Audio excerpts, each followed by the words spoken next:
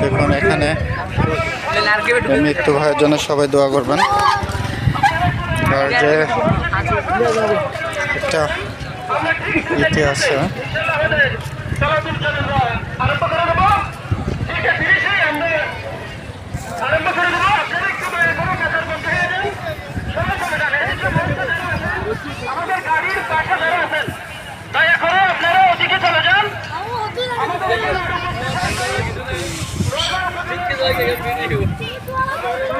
এখানে লক্ষ লক্ষ লোক সমবেত হয়েছে এই জানাজার জন্য। লক্ষ লক্ষ মানুষ সমবেত হয়েছে।